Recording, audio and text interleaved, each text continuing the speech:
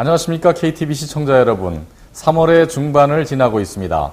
한국에서는 이때쯤이면 한참 봄을 기다리는 설레임이 있었던 듯합니다. 한편 인도네시아에서는 요즘 우기가 끝날 때가 됐는데 하는 생각을 하게 되는 것 같습니다. 아직 간간히 내리는 굵직한 빗방울을 맞으면서도 오래가지는 않으리라는 생각을 하게 됩니다. 이곳에서도 나름의 절기의 변화를 기다리는 마음이 있어서인 듯합니다. 주간 경제동향 시작하겠습니다. 기록 갱신이라고 하면 보통 스포츠 경기를 연상하실 것 같습니다. 하지만 최근 환율을 비롯한 주요 시장 지표들을 보면 기록 갱신이 계속 이어지고 있는 것을 볼 수 있습니다. 우선 지난 주말 미국에서는 2월 실업률이 5.5%로 발표되었습니다. 이는 미국이 거의 완전 고용 단계에 접어들었다고 판단할 수 있는 수준입니다. EU와 일본 등이 양적 완화 정책을 시행하고 있습니다. 많은 국가들이 기준금리를 인하하며 자국 통화의 평가절하로 분위기를 몰아가는 상황에서 미 달러와는 상대적인 평가 절상이 이루어지고 있습니다. 이번 주 월요일 장이 열리면서 루피아화는 미 달러당 곧바로 13,000루피아를 돌파하며 연일 1998년 이후 최고치를 갱신하고 있습니다. 원화의 경우도 미국의 실업률 발표에 더하여 3월 12일 한국은행의 금융통화위원회에서 기준금리 인하가 있었습니다. 종전에 2%에서 1.75%로 0.25%를 인하하여 사상 처음으로 1%대의 기준금리가 되었습니다. 주초부터 한국은행의 금리 인하 기대가 더해지면서 원화 환율도 연일 상승하는 모습입니다. 이제는 미 달러당 루피아화는 13,000대, 원화는 1,130대를 기준으로 생각해야 할 것 같습니다. 각 시장 상황들을 좀 더 살펴보겠습니다. 루피아화 환율은 3월 12일 미 달러당 13,183루피아로 전주 대비 미 달러당 193루피아 상승한 1.46%의 평가절하 모습을 보였습니다.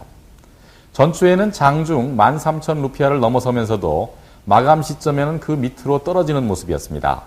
하지만 이번 주 들어서는 천장이 얼마나 높은지 시험하는 모습이었고 3월 11일에는 장중 한때 13,245루피아를 기록하기도 했습니다.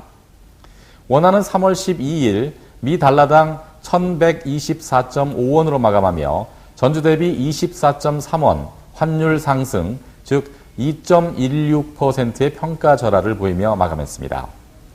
3월 12일 장중에서는 한동안 1,130원을 넘어서 최고 1,135.8원을 기록하기도 하였습니다. 미국의 금리 인상 시점이 앞당겨진다는 소식 외에도 이번 주 초부터 한국은행의 금리 인하가 단행될 것이라는 예상이 겹쳐지면서 한 주 만에 2%가 넘는 변동성을 보인 것입니다. 100루피아당 원화는 3월 12일 8.56원으로 마감하며 전주 대비 큰 변동을 보이지 않았습니다. 즉 글로벌 시장에서의 달러 강세와 함께 이머징 국가 및 대외 의존도가 높은 국가 통화들의 동반 약세를 보인 것이 그 까닭이었습니다. 인도네시아 10년물 국채는 3월 12일 7.61%로 마감하며 전주 대비 0.34%포인트 상승 마감했습니다. 전주 7% 아래로 떨어지기도 했었지만 미국의 기준금리 조기 인상 가능성이 대두되면서 상승세를 이어가는 모습입니다. 종합주가지수는 3월 12일 5,440포인트로 전주 대비 11포인트 하락 마감했습니다. 지수상으로는 큰 변동을 보이지 않았지만 외국인들이 순매도가 나타나는 등 여러 변수들이 반영되면서 조정 국면을 보였습니다. 하루 평균 거래량은 6조 루피아를 상회하는 양호한 모습이었습니다. 지난 주말 미국의 실업률이 5.5%로 발표되면서 미 연준의 금리 인상 시점이 9월보다 이른 6월이 될 것이라는 전망에 무게가 실리고 있습니다. 이는 곧바로 월요일부터 환율에 영향을 미치며 미 달러당 13,000루피아를 상회하는 결과를 가져왔습니다. 1998년 이후 미 달러당 루피아화의 환율이 최고치를 갱신하는 가운데 지난 수요일 조코이 대통령은 부통령, 중앙은행장 및 경제 관련 장관들이 참석한 회의를 열어서 경제 상황을 점검하는 자리를 가졌습니다.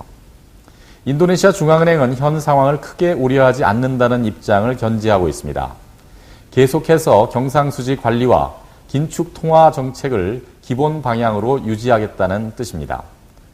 대통령 주재 회의를 마친 후 아구스 마르토 와르조요 총재는 시장에 상당한 압박이 있는 상황이긴 하지만 물가지수와 경상수지가 뚜렷한 방향 전환을 보이지 않는 상황에서는 정책 완화는 시기상조입니다.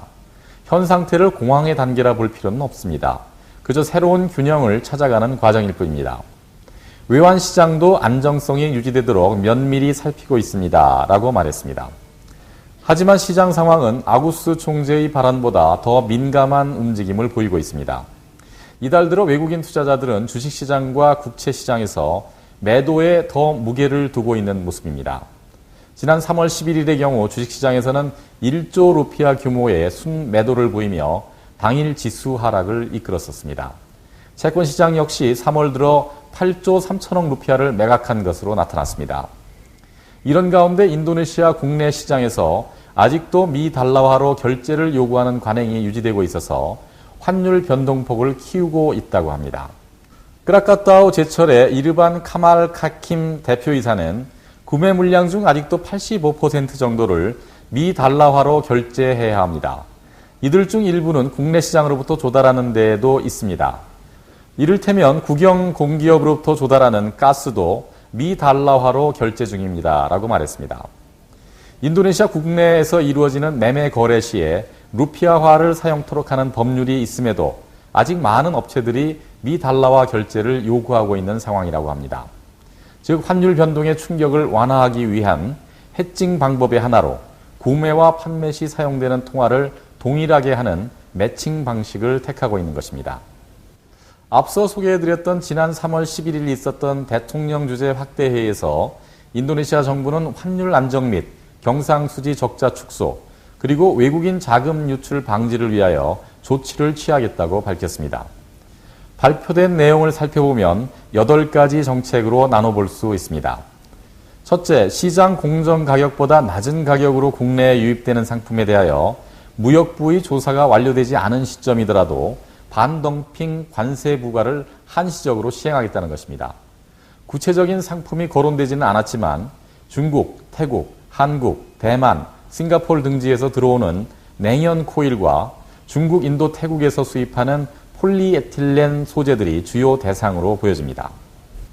둘째로는 생산 물량의 30% 이상을 수출하는 업체에 대하여 세제 인센티브를 부여하겠다는 것입니다.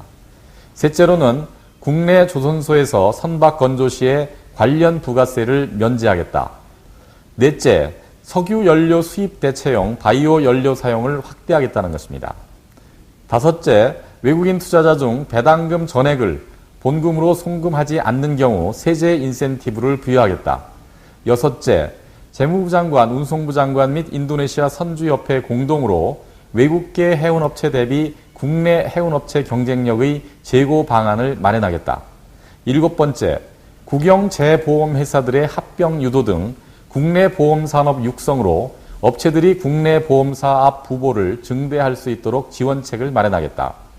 여덟째, 국내 거래에 있어 루피아화 사용을 강제하겠다라는 내용 등입니다. 이러한 일련의 대책들에 대하여 일부에서는 우려를 나타내고 있습니다. 아트마자야 대학교의 아우구스티누스 뿌라세티 안토코 교수는 정부 부처 간의 의사소통과 조정이 매끄럽지 않아 보입니다. 한쪽에서 경제성장률 달성을 외치고 있으면서 다른 한쪽에서는 경상수지 적자 감축에 사활을 걸고 있는 것 같아 보입니다. 라고 말했습니다. 인도네시아 사회연구소 LIPI의 라티프 아담 이코노미스트는 최근 발표되고 있는 정책들이 현실을 제대로 반영하지 못하는 것 같습니다. 민간 부분의 혼란과 회의감을 가중시키는 것이 아닌가 합니다. 라고 말했습니다. 정부도 중앙은행도 민간 부분도 모두 지금이 쉽지 않은 여건이고 역량을 집중해야 한다는 점에 대해서는 모두 공감하는 것 같습니다.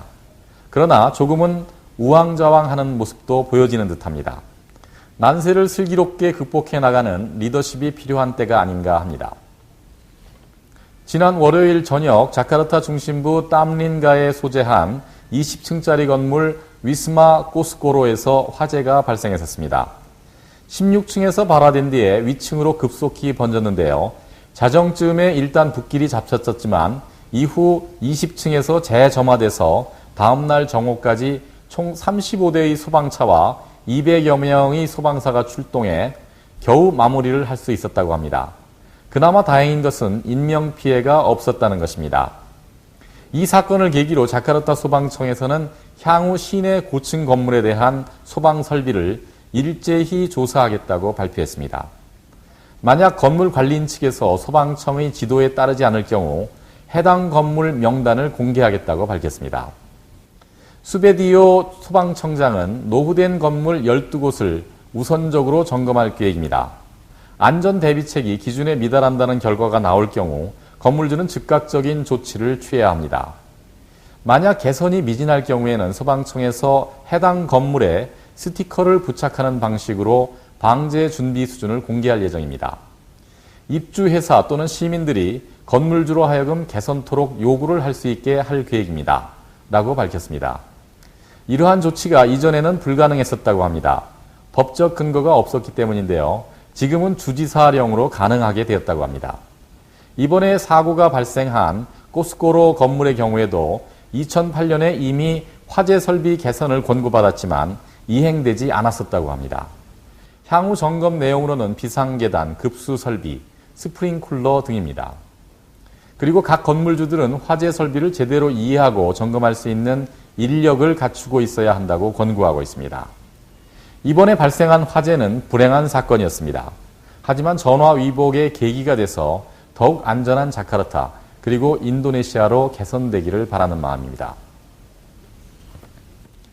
바수키 자카르타 주지사는 그의 9살 아들과 함께 최근 댕기열을 앓고 있는 것으로 알려졌습니다. 쉴 새 없이 일하는 일 중독증에 걸린 사람이라는 평가를 받고 있는 바수키 주지사도 댕기열은 쉽게 극복하기 어려워서 요양을 위한 휴가를 냈다고 합니다. 댕기열은 이집트 순모기라고 불리는 댕기 모기가 사람을 무는 과정에서 전파되는 고열을 동반한 급성 열성 질환입니다. 댕기 모기는 집 주위 비가 고인 물 웅덩이에 서식하고 일반 모기와는 달리 주로 낮에 활동하는 특성을 보이고 있습니다. 댕기 모기에 물리고 나면 고열, 극심한 두통, 구토, 관절통 등의 증상이 나타나 4일에서 10일 정도 지속된다고 합니다. 인도네시아는 우기가 끝나는 시점인 2월과 3월이 가장 위험한 때입니다. 2013년에는 11만 2,511명이 댕기열에 걸려 871명이 사망했고 2014년에는 7만 1,668명이 걸린 후 641명이 사망했었습니다. 올해 1월 자카르타에서는 265명이 걸려서 1명이 사망한 것으로 알려지고 있습니다. 댕기열은 아직 백신이나 특별한 치료제는 개발되지 않은 상태로 모기에게 물리지 않는 것이 중요하다고 합니다. 가장 효과적인 대비책으로는 물이 고인 곳을 피해 다니고 고인 물은 묻거나 빼거나 덮어야 한다고 합니다. 죽음으로 이를 수 있는 질병의 위험이 생활 현장에서 멀지 않은 곳에 있다는 것이 불안감을 갖게 하는 것 같습니다. 하지만 만반의 위생 대책을 실천한다면 댕기 모기도 상당수는 퇴치할 수 있으리라고 생각합니다. 바수키 주지사 가족의 쾌유를 기원합니다. 요즘 자산 관리는 어떻게 하고 계신지요? 인도네시아 내에서는 널뛰는 환율, 예측이 어려운 사회 경제, 그리고 치솟는 부동산 가격 등으로 자산 관리가 점점 어려워지고 있는 듯합니다. 한국에서도 예금 금리가 2%에도 미치지 못하는 상황이고 분양시장이 조금씩 살아난다고는 하지만 부동산 경기 역시 장기 침체가 이어지고 있습니다. 게다가 노후 대비라는 주제가 자녀 교육 못지않은 화두가 되기도 하는 것 같습니다. 인도네시아 하나외환은행에서는 이러한 상황에서 효과적인 자산 관리는 어떤 방법이 있는지, 그리고 그동안 바뀐 세법에 따라서 절세 전략은 어떻게 설계해야 하는지에 대하여 도움을 드리고자 합니다. 3월 19일 메가꾸닝 안에 위치한 JW 메리어트 호텔에서 자산관리 세미나가 있습니다. 관심 있으신 분들께는 좋은 기회가 되지 않을까 생각됩니다. 지금까지 시청해주신 여러분 감사합니다.